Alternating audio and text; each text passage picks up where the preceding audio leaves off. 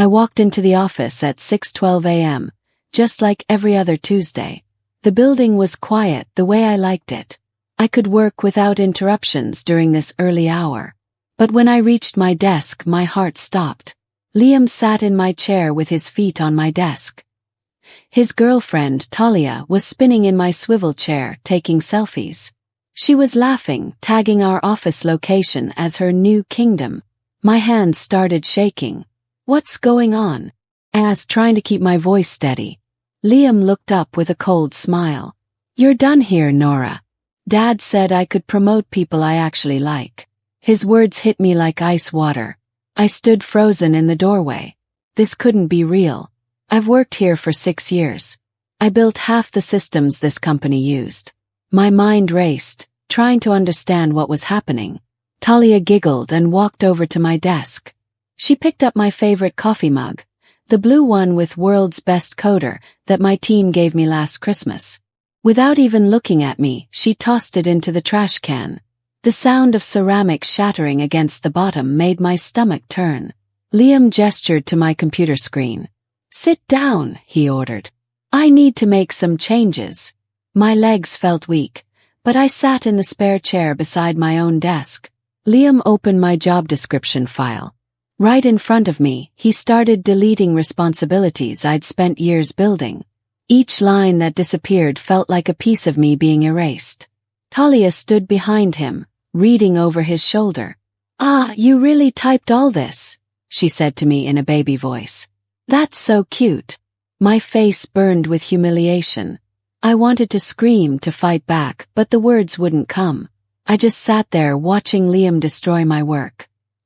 He added Talia's name to the document. Senior Project Coordinator, that was my title. He was giving it to her. I glanced at the corner of the screen and noticed something strange. The file properties showed it had been edited yesterday, before I even arrived today. This wasn't a sudden decision. They'd planned this. Liam hit save and stood up. "HR will call you later," he said, brushing past me. Talia followed him, still looking at her phone, completely ignoring my existence. I sat alone at my desk that wasn't mine anymore. 10 a.m. I got the email. "Please report to HR immediately." My heart pounded as I walked down the hallway. Everyone avoided eye contact. They already knew. Inside the HR office, Margaret sat behind her desk with a folder. She wouldn't look at me either. "Nora, due to departmental restructuring, we're making some changes," she said, reading from a script. The words felt rehearsed, lifeless. Margaret had been my ally once. She'd helped me navigate office politics. Now she seemed like a stranger. "Wait, Margaret, can we just talk about this?" said my voice cracking. "I've been here 6 years. I built the entire logistics database. I trained 15 people. The decision is final." Her voice wavered. She looked down at the papers quickly, and I saw her hand tremble. I felt my throat tighten. "Don't cry here. Not here." But my eyes started burning anyway. Then I noticed something in the window's reflection behind her. Talia was standing outside the office door, phone raised, definitely recording. Her smile was wide and cruel, and she wasn't even trying to hide it. I grabbed the pen and signed the papers with shaking hands, tears blurring my vision. I walked back to my desk in a daze. Talia was already there, rearranging my supplies. She looked up when I entered. "You think competence matters here?" she whispered, leaning close enough that I could smell her expensive perfume. "Honey, loyalty matters. And you were loyal to the wrong people." Her words confused me. Wrong people. I was loyal to the company, to the work, to doing things right. Then she said something that made my blood run cold. "The Meridian project is 3 weeks behind schedule anyway. Good thing I already know how to fix your mess." Meridian was confidential. Only 5 people in the entire company knew about it. I'd been leading it in secret for 3 months, working nights and weekends. How did Talia know the exact timeline? Someone had leaked everything to her. My projects, my access codes, my strategies, my private notes. She'd been studying my work for weeks, maybe months, preparing to replace me. I grabbed my bag and headed for the door. When I tried to log into my computer one last time to grab personal files, the screen showed an error. Access denied. Contact system administrator. They'd already erased me from the system. Can I have 1 hour to pack my things? I asked Margaret when I called her extension. She hesitated. Fine. 1 hour. Security will escort you out after. I went straight to my desk, but I wasn't packing. I was working. My hands were still shaking, but my mind was crystal clear. Years ago, I'd built a hidden admin panel that almost everyone had forgotten about. It was buried deep in the system, accessible only if you knew the exact sequence of backdoor commands. I logged in through the hidden portal. My fingers flew across the keyboard, muscle memory taking over. I started downloading everything. Activity logs, system access history, emails, file deletion timestamps, and security camera access trails. The files were massive, but I had time. While the progress bar crawled forward, I organized my personal items into a box with trembling hands. Anyone watching would think I was just cleaning out my desk. But my laptop screen told a different story. My heart raced when the download hit 97%. Then I saw it in the raw logs. One entry that made everything click. 2:16 a.m., August 14th. Someone had accessed restricted files using Liam's credentials, 30 minutes after the building's official closing time. I took 3 screenshots, copied everything to an encrypted drive and slipped it into my bag. Then I walked out with my head high. 4 days passed. I spent them at home, crying into takeout containers, refreshing job boards obsessively, and wondering if I'd ever work again. My apartment felt smaller each day. Then, on Friday morning, my phone exploded with messages from former coworkers. The system crashed. Everything's broken. They're blaming you. I sat up in bed, heart racing. I checked my email with shaking hands. There it was, a company-wide message from Liam's father, the CEO. Due to sabotage during the recent transition, we've experienced significant technical difficulties. Former employees who had system access are being investigated for potential criminal activity. My name wasn't mentioned, but everyone knew he meant me. Felt sick. They were actually trying to frame me. But then I remembered, I had proof. The logs showed I wasn't even in the building when it happened. The crash occurred at 3:47 p.m. on Thursday. I'd been at Morrison's coffee shop 3 miles away, drowning my sorrows in lattes. I opened my downloaded logs with trembling fingers. The system failure happened at exactly 3:47 p.m. And the logs showed who really caused it, Talia. She'd tried to modify integration settings she clearly didn't understand, and broken everything. My phone buzzed. It was Margaret from HR. We need to see you again. Please. Margaret's office felt different this time. She sat across from me, but the corporate mask had slipped. Her eyes looked tired and genuinely worried. She kept glancing at the door like someone might burst in. Nora, we need your help understanding something, she said carefully, her voice barely above a whisper. The system logs show inconsistencies with what we've been told. I stayed quiet, letting her continue. My lawyer had told me to say as little as possible. The crash happened Thursday at 3:47 p.m. You left the building on Tuesday. But Liam claims you had remote access and deliberately sabotaged the handover to make him look bad. I pulled out my phone with steady hands this time. I showed her my GPS history. I was at Morrison's coffee shop on 5th Street. Here's my receipt too. Timestamped 3:52 p.m. I slid the crumpled receipt across her desk. Margaret studied the evidence carefully. She nodded slowly, and I saw something like relief wash over her face. Can you send me that documentation? I forwarded everything immediately. GPS data, receipt photo, credit card statement. Then I added one more attachment. A simple log extract showing Talia's username accessing critical system files at the exact moment of the catastrophic failure. Margaret's face went completely pale when she opened it. Her hand flew to her mouth. Oh God. We need to speak again tomorrow morning. 9 a.m. sharp. This is extremely urgent. That evening my phone rang. Unknown number. I almost didn't answer, still rattled from everything. But something made me pick up. "Is this Nora Chen?" a warm woman's voice asked. "Yes." My voice sounded small and uncertain. "My name is Rebecca Torres. I'm a senior recruiter for Apex Solutions. We've been tracking your work for years. Your routing algorithms, your database architecture, your problem-solving approach. It's exceptional." My breath caught. Apex Solutions was our biggest competitor. They were known for treating employees like gold and paying even better. "How did you know I left?" I asked, suspicious. Rebecca laughed softly. "Word travels fast in this industry, Nora. We have friends everywhere. We know what happened at your old company. The nepotism, the unfair termination, all of it. And we know it absolutely wasn't your fault." She explained that Apex had been watching the company's logistics system for 3 years, consistently impressed by its efficiency and innovation. Their tech team had traced most of the clever improvements back to my digital signature in the code. "We'd like to discuss a significant opportunity with you," Rebecca said. "Are you available this week? We can meet anywhere you're comfortable."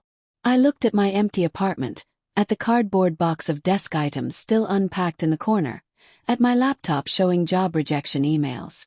"Yes," I said, feeling hope for the first time in days. "I'm very available." I couldn't sleep that night.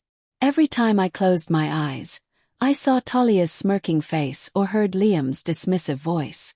At 2:47 a.m., I gave up and opened my laptop. I kept thinking about that 2:16 a.m. login. Someone had accessed the system in the middle of the night using Liam's credentials. But was it really Liam? Or had someone stolen his password? I opened my backup files and dug deeper, filtering the logs by date and time, cross-referencing user behavior patterns. My eyes burned from staring at the screen, but I couldn't stop. August 14th, 2:16 a.m. exactly. Multiple restricted files were accessed. Client contracts, financial projections, my personal project roadmaps, confidential vendor agreements. Then I noticed something that made my pulse spike. Deleted CCTV files. Someone had tried to erase security camera footage from that night. They'd deleted the file names from the directory, but they'd made a crucial mistake. They hadn't wiped the metadata. The system still recorded that deletions had occurred, including timestamps and user IDs. I worked for 3 more hours, using data recovery tools I'd learned in college. The progress bar crawled forward agonizingly slowly. Finally, at 5:51 a.m., one deleted video file opened. The footage was grainy and dark, but clear enough. 2 figures entered the building at 2:11 a.m. They walked straight to my office, looking around nervously. I zoomed in on their faces and my stomach dropped. Liam and Talia. Together. Breaking in. I spent the next morning organizing everything. Screenshots, logs, timestamps, system entries, badge scans, recovered video files. Every piece of evidence was documented, labeled, and cross-referenced. I created a timeline that told the entire story without me having to say a word. Then I sat back and stared at my screen. I had proof of unauthorized building access, data theft, system sabotage, and an attempt to cover it all up. This wasn't just unfair termination anymore. This could be criminal. But I needed to be smart. If I sent this directly to the CEO, he'd protect his son. If I leaked it publicly, I might face legal consequences. I needed someone who had to act on evidence, someone with regulatory obligations. I created an anonymous email account through a secure network. No name, no identifying information, nothing traceable back to me. I drafted a simple, factual message to HR with carefully selected attachments. Investigate Liam West and Talia Morrison's unauthorized activity on August 14th. Check building access records and system logs from 2 a.m. to 3 a.m. Compare deleted CCTV files with backup server data. The evidence speaks for itself. I attached just enough to make them look deeper. 1 log file, 1 timestamp screenshot, 1 metadata report showing deleted video files. Not everything. Never show all your cards at once. My finger hovered over the send button. Once I did this, there was no going back. This would start a chain reaction that would change everything. I took a deep breath and clicked send. Within an hour, I got a notification that rocked me. The CEO's admin access had been suspended. HR had initiated an emergency internal audit. The board of directors was being notified. The board called an emergency meeting 2 days later. I heard about it from Sarah, my former teammate who still texted me updates. They locked everyone out, Sarah whispered over the phone. Even the CEO. HR is presenting evidence to the board right now. I imagined the scene. The boardroom, the executives, Margaret showing them the logs. I wondered if they'd gasped when they saw Talia accessing client data weeks before she was officially hired. An hour later, Sarah called back. Nora, one of the board members, just texted me. He wants your number. He said they need to talk to you. My heart raced. What did you tell him? I said I'd ask you first. Should I give it to him? Thought for a moment. Yes, give him my number. 10 minutes later, my phone rang. Ms. Chen, this is Robert Mallory from the board. Can we meet privately? We need to discuss some urgent matters. I met Robert and another board member, Catherine Wu, at a quiet cafe downtown. They looked exhausted and worried. Robert slid a folder across the table. We've been reviewing the evidence HR received. The logs, the timestamps, the access records. It's all very concerning. I stayed calm, sipping my coffee. What would you like to know? Catherine leaned forward. Did you create these logs? No, I said honestly. The system creates them automatically. I just knew where to find them. Robert nodded. We verified everything with our IT department. It's all legitimate. Liam and Talia accessed restricted areas of the system without authorization. Client data was viewed and copied. Files were deleted. I showed them additional evidence I'd brought. My personal notes, project documentation, proof of the work I'd done. I never raised my voice or showed anger. I just presented facts. Catherine's hand shook as she read through my documentation. This could be criminal, she whispered. Robert looked at me carefully. How much more do you have? Everything, I said simply. The next morning, I woke up to an email in my personal account. It was forwarded accidentally from someone in HR to the wrong address. Mine, from an old company directory they'd forgotten to update. The subject line read, Potential wrongful termination, breach of compliance, misuse of funds. I opened it carefully. It was an internal chain between Margaret, Robert, and the company's lawyer. They were discussing my case, Liam's actions, and potential legal exposure. The final email in the chain made my breath catch. We need everything Nora has. Full documentation. We may need her testimony. I sat back in my chair, processing this. They weren't trying to cover it up. They were actually investigating. My phone rang. It was Rebecca from Apex Solutions. Nora, I have good news. We'd like to make you an offer. Senior Director of Logistics Operations. 20% higher than your previous salary.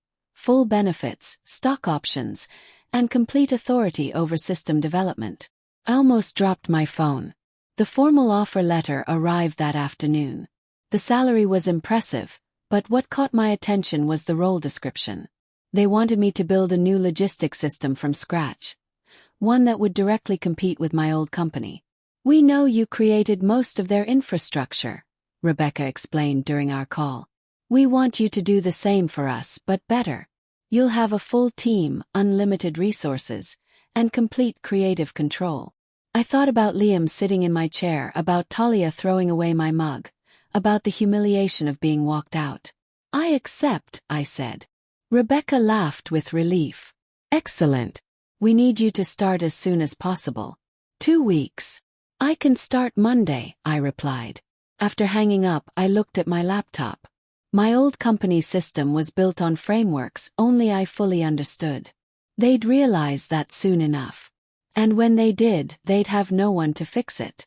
I began drafting my new system architecture. This time it would be even better. My first day at Apex Solutions felt like stepping into sunlight after years in shadow. The office was modern and bright. My new team greeted me warmly. No one questioned my abilities or made me prove myself. But the rumors from my old company kept coming. Sarah texted me constantly with updates. 3 suppliers called asking for you specifically. The Meridian project is falling apart.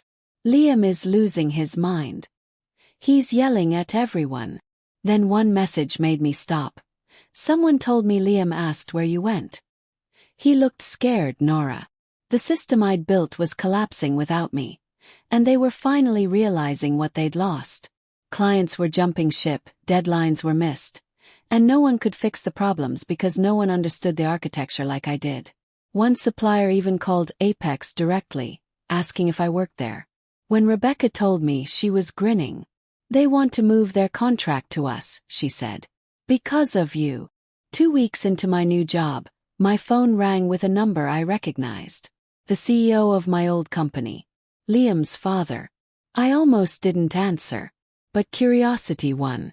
Nora, please, we need to talk, he said, his voice strained. I didn't know what Liam did. I didn't authorize any of this. I stayed silent, letting him continue. The system is failing. Files are corrupted. Clients are threatening to leave. We've lost millions. He paused. We need your help recovering the lost files. I thought about everything. The humiliation, the lies, the accusations of sabotage. I thought about Talia filming me crying. You fired the wrong person, I said calmly. I know that now. Please name your price. Hung up. Sarah texted me 5 minutes later. OMG, the CEO just threw his phone across the boardroom. What did you say to him? I smiled and went back to work on my new system. The video appeared online 3 days later. Someone leaked it anonymously, and it spread through industry forums and LinkedIn like wildfire. Within hours, it had thousands of views. The footage showed Liam and Talia in his corner office, celebrating with champagne. Their voices were crystal clear. Someone had recorded them with their own phone. Liam, Dad can't fire you now. Once you have Nora's role, you're permanent. We'll run this place together. She built everything, and now it's ours. Talia laughed, that same cruel laugh from my first day. And if Nora fights back? What if she makes a scene? Liam's response made my skin crawl. She won't. He's too scared. She worships this place. She'll just take it and leave quietly. Then Talia said something that made my blood boil. Even if she does try something, who's going to believe her over us? Your dad owns the company. We own her work now. They clinked champagne glasses, completely confident they'd gotten away with it. The video ended abruptly. Within hours, HR received a copy. So did all 7 board members. So did 3 major industry publications and a business ethics watchdog group. Sarah called me, breathless and shocked. Nora, have you seen it? It's everywhere. The comments section is brutal. People are demanding Liam be arrested, not just fired. And someone traced the upload to an employee's personal phone that was in that room. I watched the video once, then closed my laptop. I didn't need to watch it again. The truth was out there now, and there was no taking it back. Justice was coming. Yes. The board held an emergency meeting the next morning. According to Sarah, who heard from someone in facilities, Liam was brought in and confronted with the video. He completely panicked. First, he tried to claim the video was fake, edited, taken out of context. When they showed him the metadata proving its authenticity, he switched tactics. He blamed everything on Talia. Said she manipulated him, that she was the mastermind, that he was just trying to help his girlfriend. Talia's response was swift and brutal. She forwarded dozens of emails to HR and the board. Messages going back 6 months showing Liam had orchestrated everything. He'd promised her a high-paying job, a corner office, and a career path if she helped him push me out. He'd called me deadweight and past her prime in writing. One email made me physically sick when Sarah read it to me. Nora built good stuff, but she's too ethical. She won't cut corners. We need someone who'll do what we say, not what's right. Your call, babe. The board then reviewed the recovered security footage I'd helped them locate. The 2:16 a.m. break-in was clearly visible. Liam and Talia entering the building together, using his executive keycard, accessing my computer, copying files to a USB drive, deleting security footage. Sarah's voice dropped to a whisper on the phone. Nora, they're not just firing him. They're ordering a full financial audit. They think he's been stealing money too. My hands shook as I processed this. It was bigger than I'd imagined. The financial audit revealed what I'd suspected. Liam had been using company funds for personal expenses, all disguised as business costs. Talia's rent, labeled as consultant housing. Shopping sprees, marked as client entertainment. Weekend trips, listed as conference travel. Training courses that never existed, billed as professional development. The total came to over $200,000 of misused funds. Sarah forwarded me the leaked audit summary. The numbers were staggering. But the worst part was how long it had been going on. 2 years. Liam had been stealing from the company for 2 years, and his father had never noticed. The board's response was swift. They drafted termination paperwork for Liam and began investigating everyone who'd helped him. Legal action was being considered. Meanwhile, at Apex Solutions, I was thriving. My new system was taking shape, and it was better than anything I'd built before. 3 major clients from my old company requested meetings with Apex. I restructured our partnerships carefully at Apex. We reached out to suppliers who'd worked with my old company, offering better terms and more reliable systems. 3 of their biggest clients agreed to switch. The contracts were signed on Friday. By Monday morning, my old company had lost 42% of their revenue. Sarah sent me a screenshot of an internal email. Emergency cost-cutting measures effective immediately. All non-essential projects cancelled. I felt no joy in their struggle, but I felt no guilt either. They'd made this bed. They'd chosen nepotism over competence, lies over truth. My team at Apex celebrated our new contracts with a lunch party. Rebecca pulled me aside. "You've brought in more business in 3 weeks than we've landed in 6 months," she said. "The board wants to give you equity in the company." I was speechless. Equity. I'd never even considered that possibility. "You've earned it, Nora. You're not just an employee anymore. You're part of our future." The announcement came on Thursday. Liam West was terminated effective immediately. The press release was carefully worded, but everyone in the industry understood what it meant. The CEO stepped down into early retirement, forced out by the board. HR received praise for uncovering the scandal, though I knew Margaret had struggled with guilt over her part in my firing. Talia disappeared from social media entirely. Sarah told me she'd filed a lawsuit against Liam, claiming he'd manipulated her.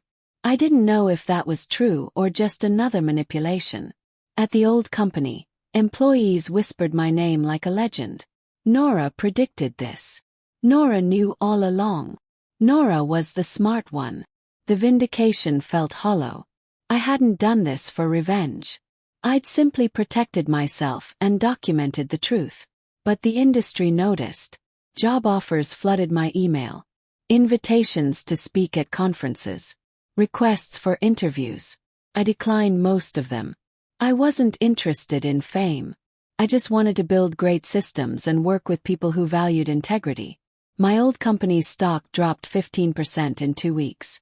Major investors pulled out. Their biggest ongoing project, the one I designed, was cancelled due to technical failures. Industry analysts published articles tracing the collapse back to one decision: replacing their senior project coordinator with an unqualified nepotism hire. My name was mentioned in 3 separate articles. Nora Chen's departure marked the beginning of the end. Then came the email that surprised me most. The new interim CEO wanted to meet. "We need you back. As a consultant. Name your price." I stared at the message for a long time. Part of me wanted to refuse immediately. But another part, the professional part, was curious. I agreed to one meeting. On my terms. At a neutral location. When I walked into that conference room, every single person stood up. The interim CEO, the board members, even Margaret from HR. "Thank you for coming," the CEO said quietly. The meeting lasted 2 hours. They apologized, genuinely, completely. They acknowledged every mistake. The unfair firing, the accusations, the humiliation. They admitted the company had valued politics over performance. They offered me a consulting contract worth 3 times my old salary. They wanted me to help stabilize their systems, train new staff, and rebuild what had been broken. I listened to everything, my face neutral. Then I made my counteroffer. "I'll consult for you, but on 3 conditions. First, all decisions go through me, no interference. Second, I want a public statement acknowledging my contributions to the company. Third, you implement a policy against nepotism in hiring." The interim CEO didn't hesitate. "Done. All of it." We shook hands. I agreed to 10 hours a week for 6 months. It would help them survive while I continued building Apex's superior system. Sarah texted me later. "People are calling you a legend. You got everything you deserved." But I knew the truth. I'd simply stood up for myself. 6 months later, I was at Tech Connect, the industry's biggest annual conference. The convention center buzzed with energy. Hundreds of professionals networking, showing off innovations, making deals. I was there representing Apex Solutions, wearing my new director badge with pride. I just finished a panel discussion about ethical leadership in tech when I saw him. Liam stood by the hotel bar alone. He'd gained at least 30 pounds. His expensive suit looked wrinkled and ill-fitting, and his eyes had that hollow, desperate look I'd seen in people who'd lost everything. He was holding a drink with shaking hands. He spotted me and froze. For a moment, neither of us moved. The noise of the conference seemed to fade. Then he took a breath and walked over, each step looking like it cost him something. "Nora, His voice cracked. He had to start over. "I'm so sorry. I was stupid and arrogant and cruel. I destroyed everything, including my own life. My dad won't talk to me. My mom cries when she sees me. I can't find work anywhere. No one will even interview me." He looked down at his shoes, expensive Italian leather that needed polishing. "I'm working at my uncle's car wash now, making $10 an hour. I lost my apartment, my car, everything." Then he looked up at me with watery eyes. "Can you give me a recommendation letter? Just something small. I'll take anything, data entry, filing, whatever. I'll work my way back up. Please. I'm begging you." I looked at him, really looked at him. The cockiness was completely gone. The entitlement had vanished. What remained was just a broken man who'd learned a devastating lesson way too late. I thought about my world's best coder mug shattering in the trash. About Talia filming me crying. About being called saboteur and criminal. "You replaced me with someone you couldn't trust," I said quietly. "You tried to steal my work, frame me for crimes, and ruin my reputation. I don't reward poor judgment, Liam. I don't help people who destroy others for fun." I turned and walked away. Behind me, I heard a sound that might have been a sob. I didn't look back. Today, I'm the youngest operations director in our region.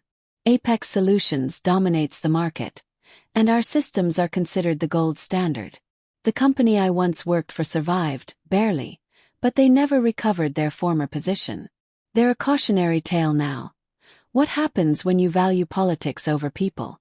I mentor young professionals now, especially women and people of color who face discrimination in tech. I teach them 3 things. Document everything, know your worth, and never let anyone diminish your value. I've helped 12 people escape toxic workplaces and find better opportunities. That matters more to me than any title. Sometimes former colleagues from my old job reach out. Most apologize. Some ask for advice. Margaret sent me a long letter taking responsibility for her part in my termination. I help when I can because holding grudges just weighs you down. Margaret now volunteers with me, teaching young women about standing up to workplace pressure. Sarah joined Apex last year and now leads our client relations team. We laugh about the old days, but we both know we're better off here. My team respects me. My work is valued. Nobody questions my competence or tries to steal my ideas. My story spread through the industry not because I promoted it, but because truth has a way of surfacing. Now when companies interview me to speak at events, they always ask what I learned from that experience. My answer never changes. They tried to erase me. Instead, they erased themselves. I didn't burn their house down. I simply walked away, and they set it on fire trying to chase me. Success isn't about revenge. It's about building something so strong, so valuable, so undeniably yours that no one can ever take it from you. And then, you keep building. 'Cause that's what we do. We build. We create. We rise. And we never, ever let them see us break.